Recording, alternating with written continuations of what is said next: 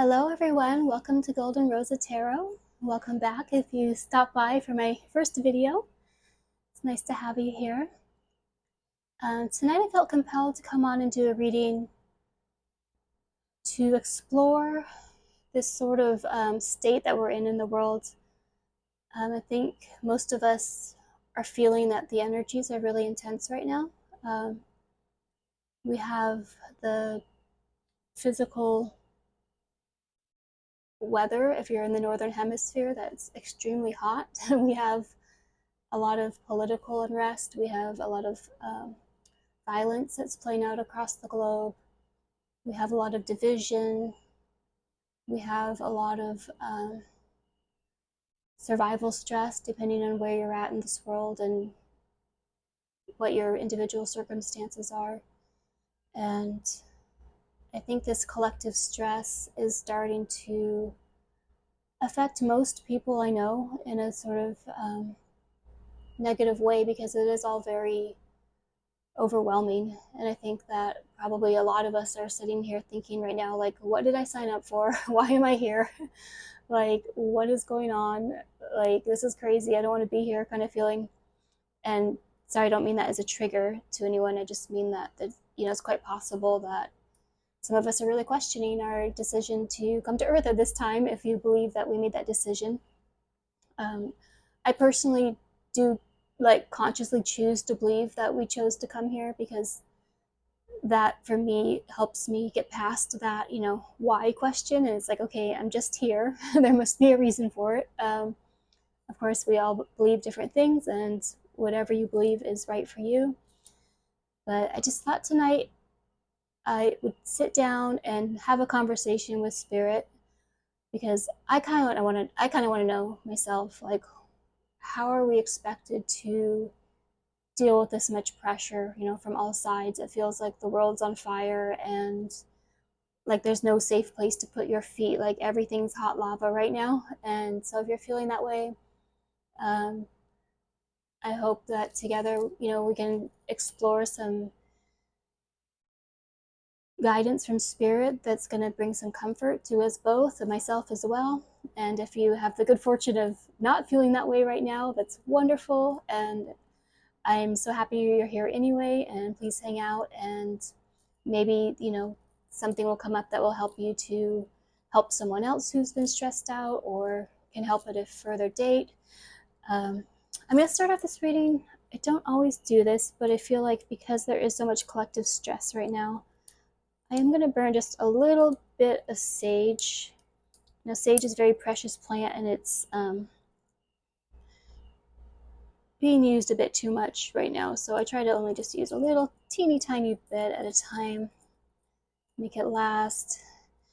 And I just want to clear the space for everyone, invite you to come into your body, take a really deep breath, be present, be here, know that you're held in a safe space in the context of this reading.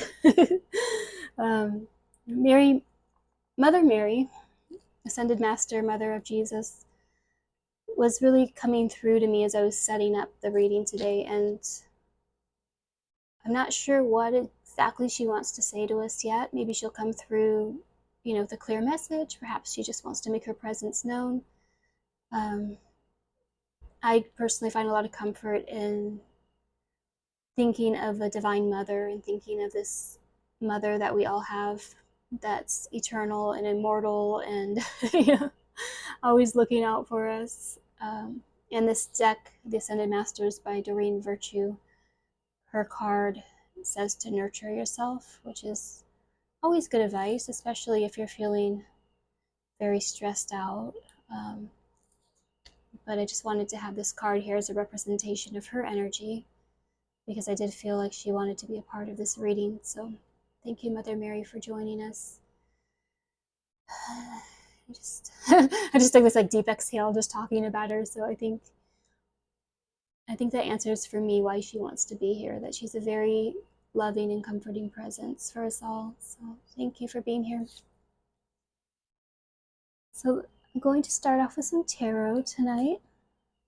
And I just want to, let's see, how are we going to word this tonight? Dear Spirit, There's a saying that I read once that I really liked, and it said, a clay pot sitting in the sun will always just be a clay pot. It has to go through the white heat of the furnace to become porcelain. And I feel like that's a good metaphor for what we're going through as humanity right now. Like, we're going through like a really hot furnace, but going through that hot furnace, as much as it's an intense experience, it's also an initiation into a version of ourselves which is more pure, more refined, stronger, more beautiful, more precious. I mean, we're always precious, but porcelain is usually held with higher regard than clay because it's gone through that kiln, because it's gone through that fire. It brings out a quality that wouldn't be there if it hadn't gone through that extreme heat. So that could be a metaphor for us in this reading. So, dear Spirit, how would you guide us through this extreme heat, through this kiln of our consciousness at this time? What are some archetypes and energies you would like us to be aware of to guide us at this time? Thank you.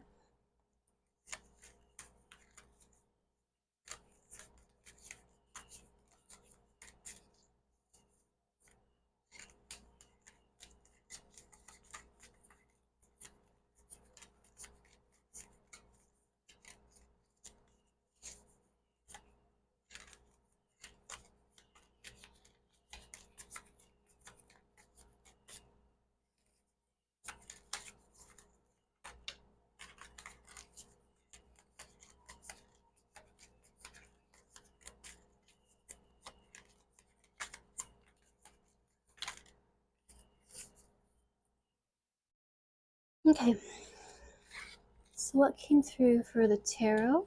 And this is the Wild Unknown Tarot by Kim Krans.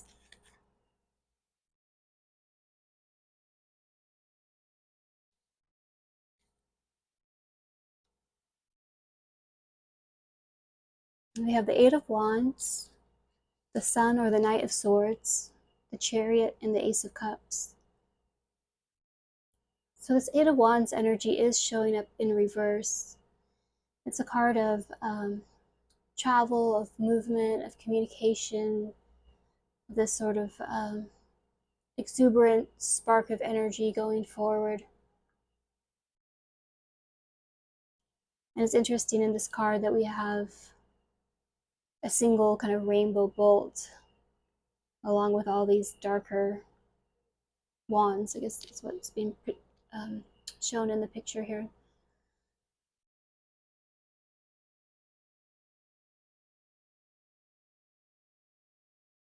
Next we have the Son of Swords, which is the Knight of Swords in traditional tarot.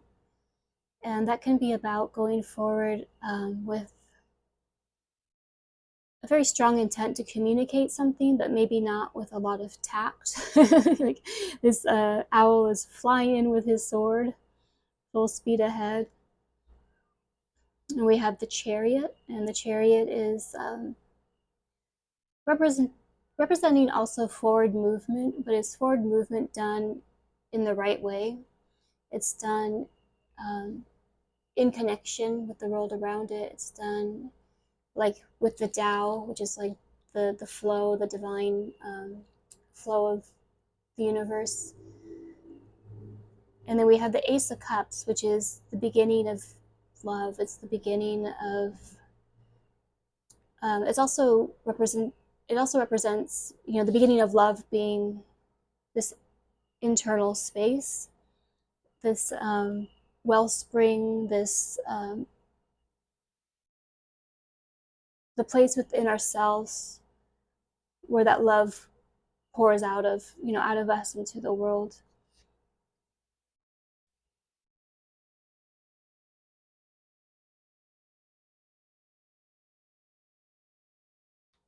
And I'm just going to put this sage out. It's still going. And I appreciate your patience. I know I'm moving a little slow today. I'm quite hot at the moment.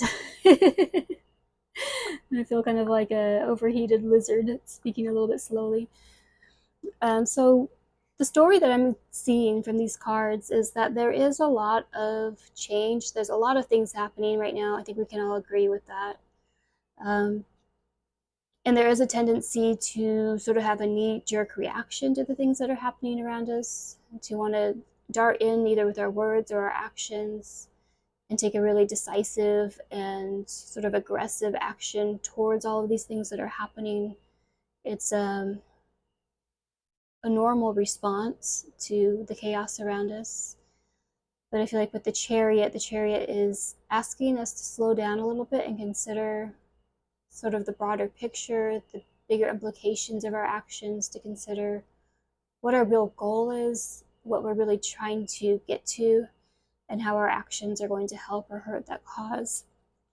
And then with the Ace of Cups, we have this beautiful reminder that we are each a divine chalice of love. We are each the spark, the beginning of love, and that we have that power to tap into, that we have the ability to stop in whatever action we're doing and check in with love. You know, like this picture of Mother Mary, she has her eyes are, you know, either closed or downcast, and she's holding her arms over herself, and she's in this moment of peace. She's in this moment of like holding herself in love. And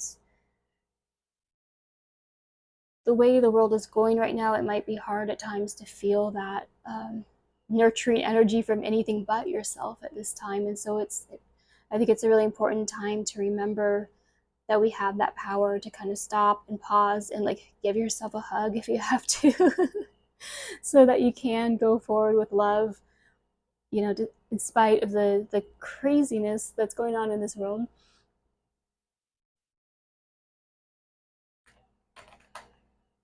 So I want to go now to this deck by Phyllis Karat, and it is called The Witch's Wisdom Tarot.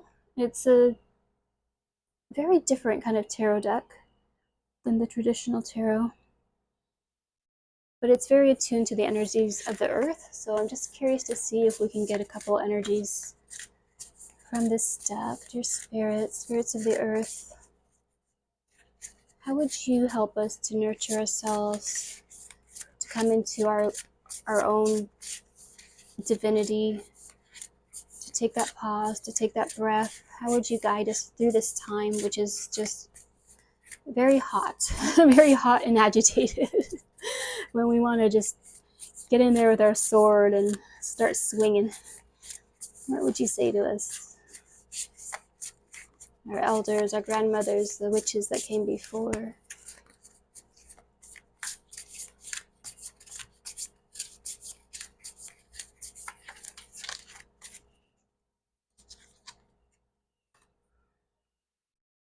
So the card coming up from this deck is the Two of Fire, and I'm going to read it because this deck is not really modeled on the traditional tarot very much. So we have what looks like a caduceus. We have the two snakes that are wrapped around a wand. Caduceus being the symbol of both the god Mercury, communication and healing. It's in a desert. It looks hot. I'm not gonna lie. It looks hot.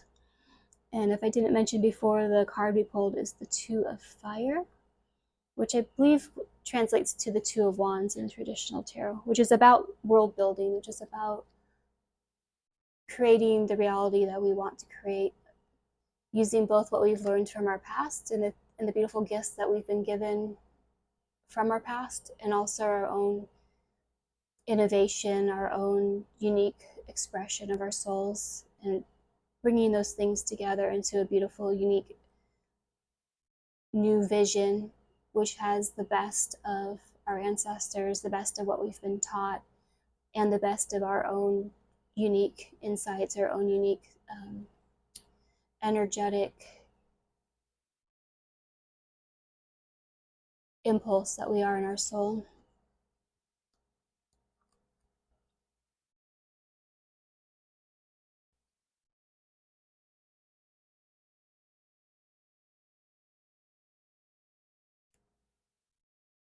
Bear with me, I'm just slowly going through this book. Okay.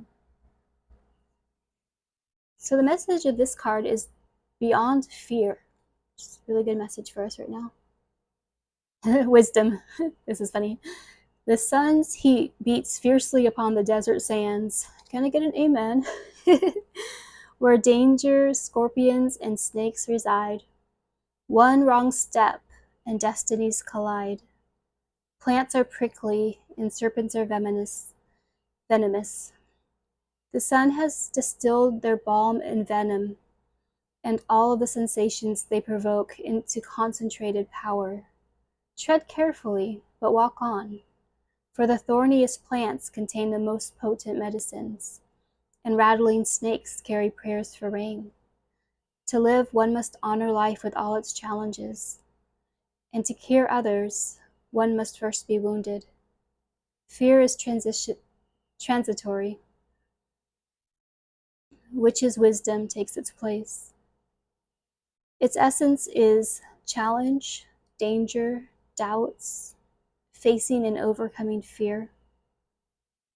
And the council says, don't let fear paralyze or weaken you. Instead, use it to sharpen your focus and your thinking.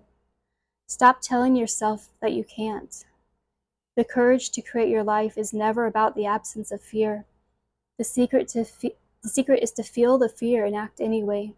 Whatever scares you, failure or success, not being good enough, heartbreak or the unknown, feel it. Thank it for protecting you and move through it. There's much to be gained from a small amount of pain. Courage and freedom, empathy and destiny await you. And the magic ritual is, do something you've told yourself you can't. Repeat 3 times. If I can't, then I must. Fears into freedom, doubts into trust. Scary snake into mighty dragon. So that's a very powerful message for us. As we're in the beating sun, to tread on with courage. I know that we're becoming stronger in our medicine and stronger in our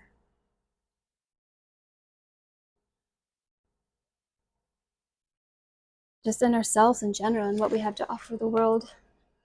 Sorry, I'm I'm a little tired today. The words aren't wording, but I think the card stated really eloquently everything that I would want to say about it. All right, so I want to keep a couple of these cards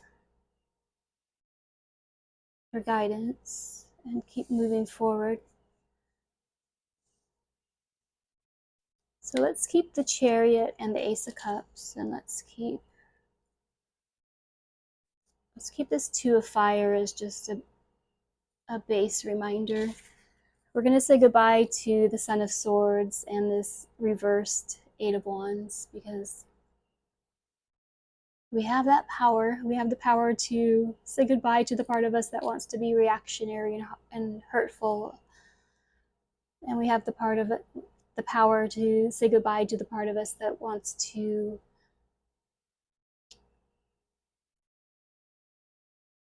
maybe act too quickly. This is a card of being of acting very quickly, and it's reversed, which is, I think, kind of a warning towards acting too quickly. So there's a message here to slow down. There's a message to go a little slower and a little deeper in these times.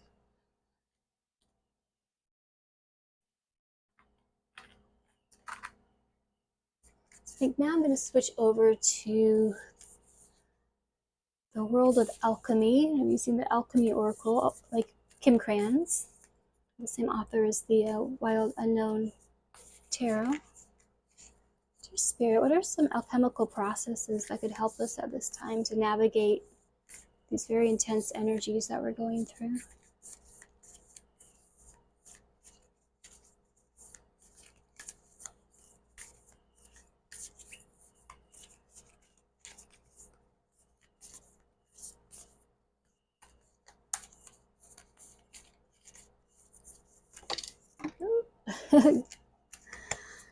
All right. So I'm going to go with this top one that came flying out and landed on the board and not my lap. And it's pretty much a perfect card for this reading. It's calcination, which is the first step in alchemy was when you light the fire and you burn off the dross. You can see the flames, you can see the red. It's a process of purification. Apologize, I just hit my mic. It probably made a noise for you guys.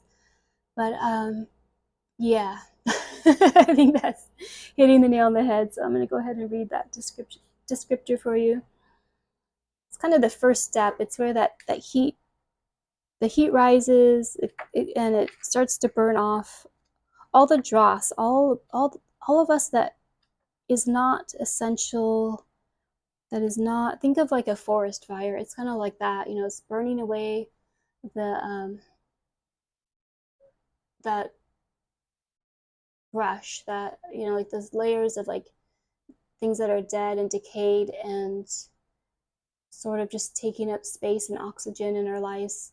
And that's not just physical things. It can be physical things. It could be a job that's not working out for you, or a friendship that's not feeling good.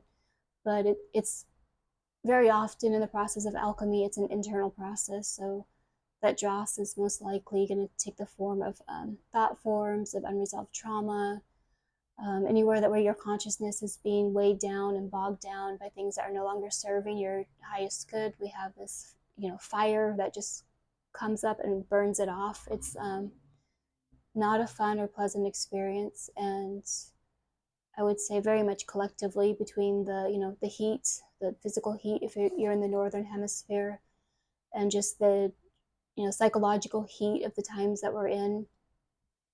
We're really being asked to, you know, take a hard look at a lot of the things that are behind, you know, what systems are behind this incredible heat that we're going through, what needs to be burned off and left behind.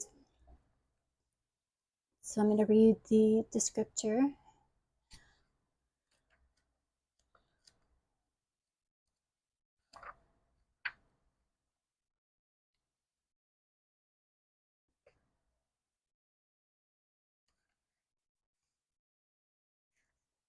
All right. Calcification, heat, fire, and desire. Calcinatia is the great alchemical operation of fire. It occurs when there is enough heat in the vessel to transform the nature of that which is solid or fixed. How does calcinato begin? With a tiny glimmer, an urge, a desire that builds into a robust flame. On a psychic level, the stage may be an uprising of emotion that has been repressed or dismissed. It wants something big to change, to be brought to the light and purified. Perhaps a flawed ideology, institution, or outlook. Frustration and anger are wondrous change makers if their heat is channeled with space, time, and awareness. The transformation that occurs from calcinito is rarely harmonious. It requires commitment and a willingness to sit through discomfort as old patterns fall into the ashes. The flame initiates sacred change, and eventually the phoenix rises.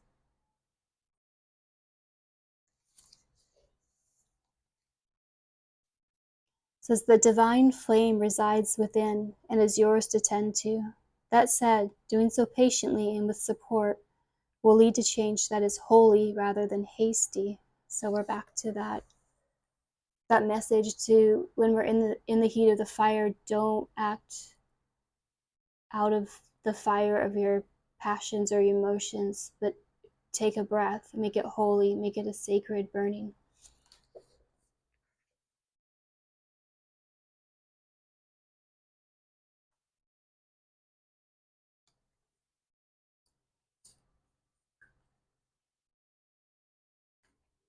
So now I'm going to tap into the plant kingdom for some guidance and see which plants want to help us.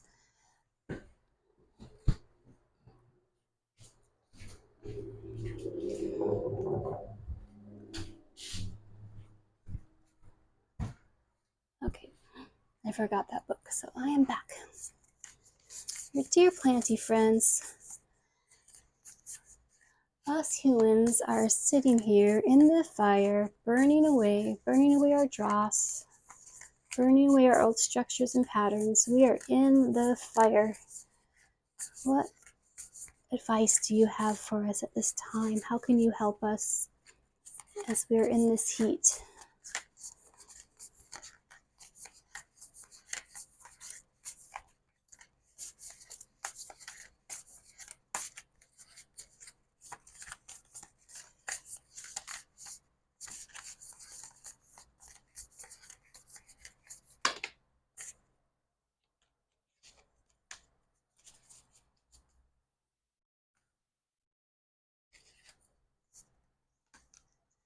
Okay.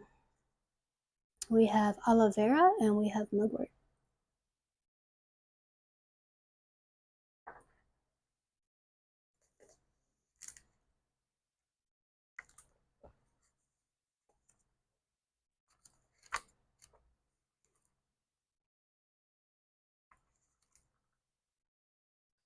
Aloe vera, it says the life raft. Aloe is a thriving, thick-thighed desert wonder. So, yes, we're still in the desert here, aren't we? In conditions with little water, poor nutrients, and high winds, aloe is lush, plump, and juicy. Aloe can hold onto moisture, survive, and thrive in harsh conditions. Aloe is resilient, decadent, and full of life. Folklore about aloe speaks of their ability to create good out of bad. This can mean many things, like healing wounds and building new tissue, caring for scars that show in our history, but are not our guide to the future, or living in challenging conditions that are also filled with gifts and resources.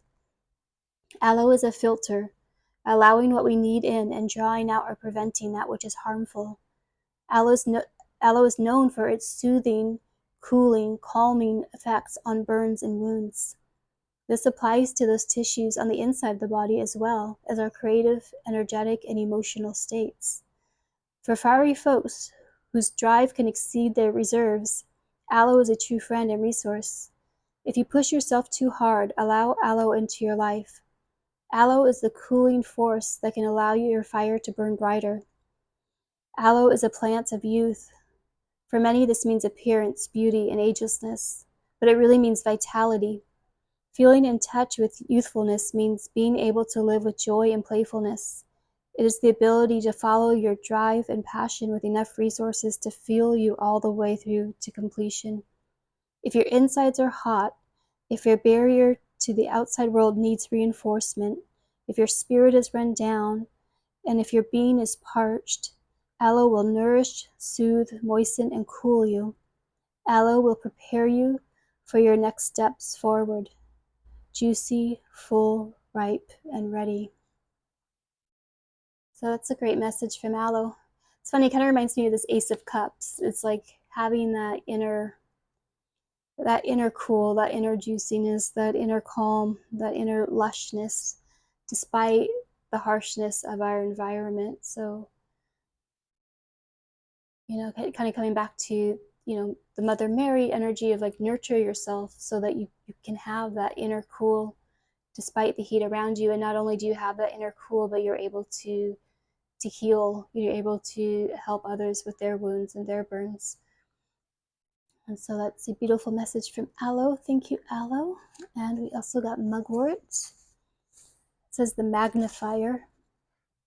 Mugwort is the horse on whose back your dreams ride to you.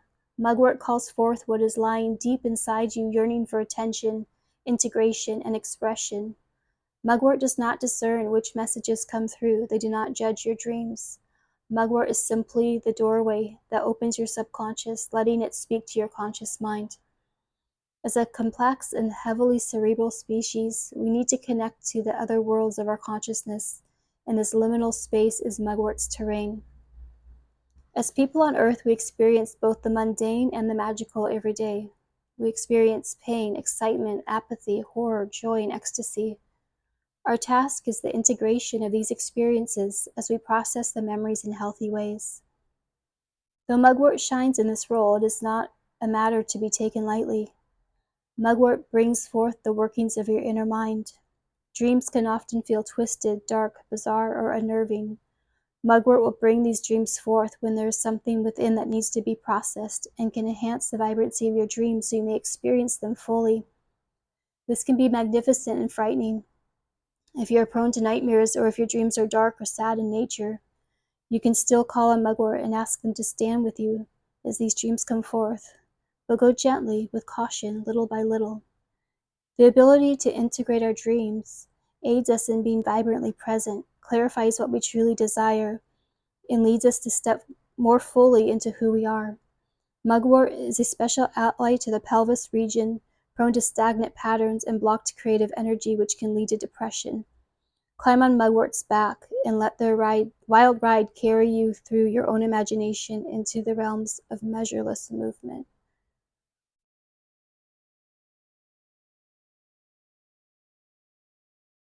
So it's a really great message coming forth from Mugwort is when we're in these really challenging times, to go deeper, go into our dreams, go into our subconscious. You know, like if you're looking at everything around you in a very like literal, linear, logical way, it will drive you crazy, I think, because nothing around us is linear or logical or fair or hopeful at these times. So it's a really powerful time to tap into a greater self, you know, and there's the type of seed that can only like all these words are going through my head: bloom, blossom, grow. I don't know if I picked the right word, but there's this type of seed that has this shell on it, and it can only become what it's supposed to be when it's gone through a forest fire, because the fire breaks apart the hole around the seed, and then it can actually grow. And so it's a good analogy also for what we're going through right now. Is like we, deep beneath the layers of our conscious everyday thinking, we are very powerful spiritual beings. We have, you know, connections to many different dimensions. We have connections to many different dimensions of ourselves. And it's kind of only by going through the fire that we would ever tap into that, you know? And so there is this gift in going through the fire. Like, how else would you ever tap into these sort of unknown places of potential and creativity and power and wisdom within if you weren't put through the fire, you know? So we can look at the fire as a blessing in that sense, because the alternative would be we never go through the fire and we have everything go just how we want it to go in life, and we never get to experience our larger selves. So I think that's a beautiful message from Mugwort. Thank you, our dear planty friends, for those messages. And now we're going to go to our crystal friends, our dear mineral friends. Do we have any crystals today that want to help us go through the fire, ignite our inner, I don't even know, our inner magician? Would that be the word for it? Whatever part of us that is big enough and wild enough and magical enough to like thrive in these times. Oh, dear crystal friends, who wants to help us walk through the fire here?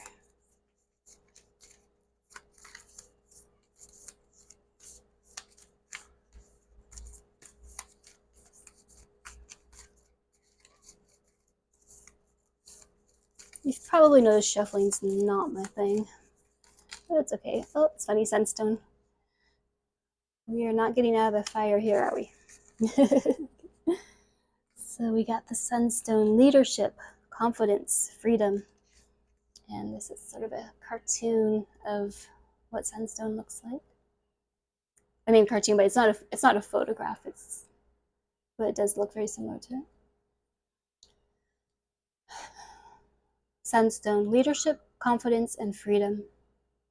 Sunstone shines bright, igniting willpower underneath the sun's rays. A stone of leadership, Sunstone gives you the courage to step out on your own and dare to make a difference. Radiating warmth and vitality, Sunstone brings confidence to the beholder and is known to bring good luck. Virtuous in nature, Sunstone brings out your natural talents, allowing you to shine like the star you are. Sunstone helps fulfill karmic contracts, alleviating pressures around a sense of purpose or fulfillment. Abundance will flow once you nurture your gifts. So this is I love sunstone. It's a really great stone to work with, just to bring like a sense of like, it's like wearing a little piece of the sun on you. And as we get sort of overbaked by the sun here in the northern hemisphere, it is good reminder that it's a good reminder, so I meant to say, that this energy of the sun also has a lot of positive aspects. It can be hard to tap into that when we're getting sort of like bombarded with it, you'd say. But these energies of leadership, of courage, of stepping into your power, of confidence, good luck, like, I'm just kind of thinking as I read this, like, imagine taking all this heat around you and alchemizing it within you, like, becoming a generator, being, okay, the hotter it gets, the more confident I get. The hotter it gets, the more courageous I get. The hotter it gets, the more I step into my divine purpose. The hotter it gets, the more I fight for my personal freedom and the freedom of all beings. Something of that nature. How can we use this big fiery energy that we're in as something positive, even if it's not comfortable? So that's also an ability we have to sort of flip the script on it and be like, hey, we're going to make this a good thing, no matter how much you sweat.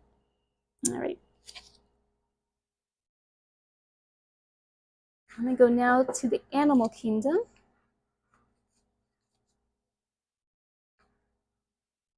Now let's see which animal guide wants to come through to help us here, help us survive our boiling in the divine cauldron. Dear animal spirits, which animal spirit wants to come through today and help us?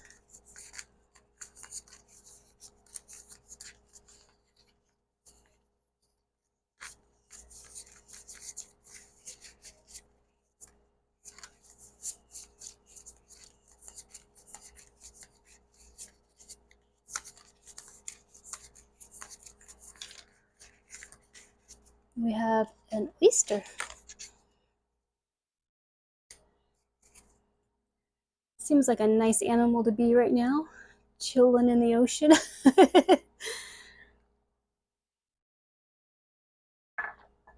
Get a little water element into this.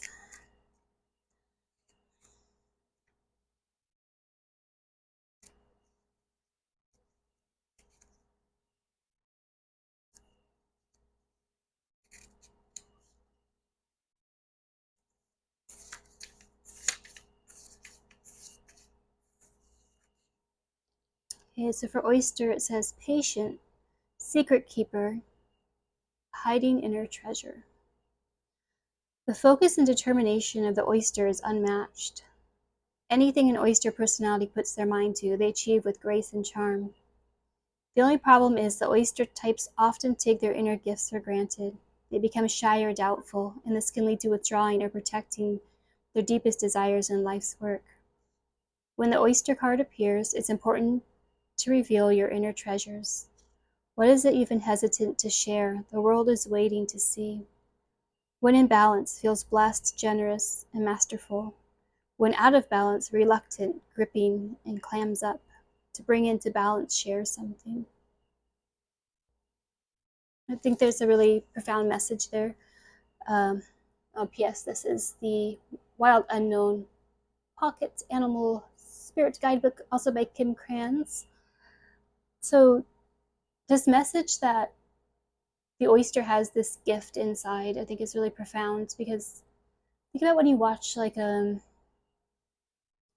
movie like, Star Wars or like Lord of the Rings, or like those kind of movies where you have this sort of ensemble cast and they're going up against the evil empire. It's like each member of that group has special talents and special gifts. You know, they also have their weaknesses, but when the heroes defeat the evil empire in whatever form it's taking, it's because each and every one of this group brought forth what they're good at, you know, and I think that's a really important thing for us to think about in these times. None of us can do it ourselves. None of us can fix everything and change everything ourselves.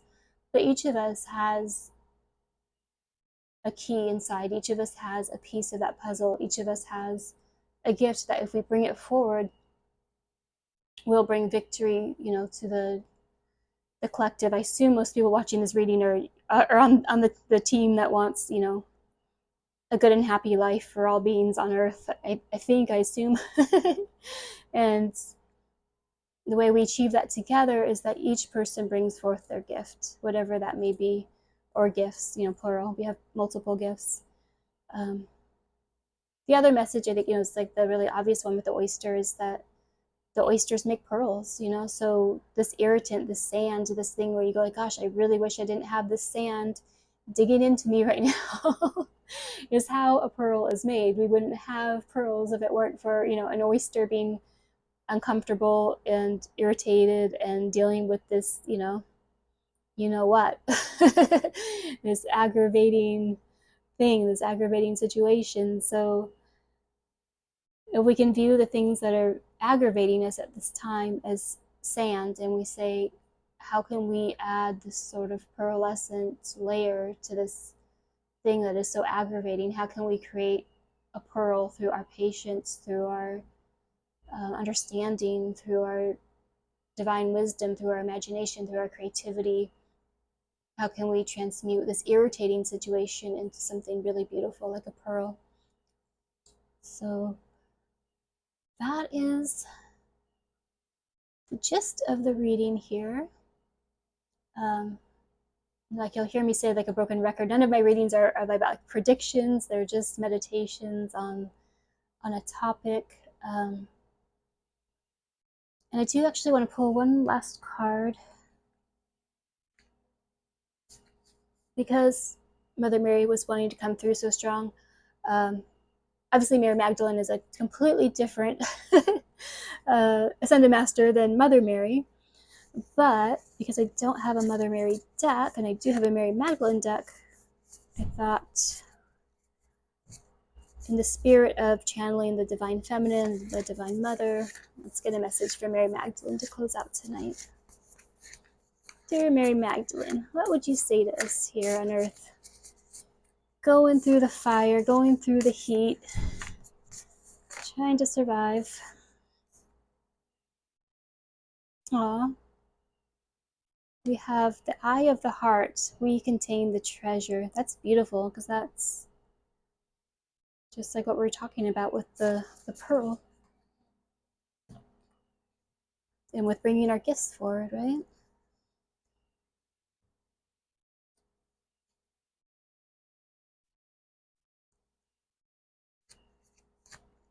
And as usual, I'm flipping through the whole book instead of looking at the directory. So bear with me a second. Okay. The eye of the heart. We contain the treasure. What we so desperately seek outside of us, we actually contain. We contain the treasure.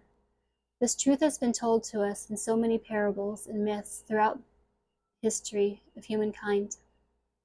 So what keeps us from experiencing this truth directly? We have to believe it in order to see it. We have to believe we could be this powerful, this sacred, to contain divine love within us. Back to the Ace of Cups there. In Mary's Gospel, Mary tells the other disciples about a vision she had of Christ. I saw the Lord in a vision, and I said to him, Lord, I saw you today in a vision. He answered me, how wonderful, for you are not wavering at seeing me. For where the mind is, there is the treasure. Let's focus on the last sentence. For where the mind is, there is the treasure. The word that's translated as mind in English comes from the word nous in Greek. I hope I'm saying that right, sir. And with a more accurate translation of Nous, a more accurate translation of Nous is the spiritual eye of the heart. The Nous is the highest aspect of the soul. It is the aspect of the soul that we can actually experience and encounter, truly know while in this human body. We don't have to die to this body to encounter the soul. We can die to the ego in this lifetime again and again so that we can experience the Nous of the eye of the heart.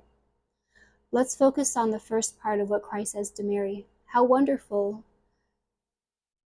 you are for not wavering at seeing me. This exchange always moved me. Christ is praising Mary's bravery, her willingness to be present to this capacity to see with the vision of love directly from within herself. She's wonderful because she has freed herself from the 7 powers of the ego to be able to receive a vision of Christ. She's wonderful because her love for him allows her to be greater than what she could be on her own. She's wonderful because she's experiencing this truth, this secret that everyone knows. We contain the treasure.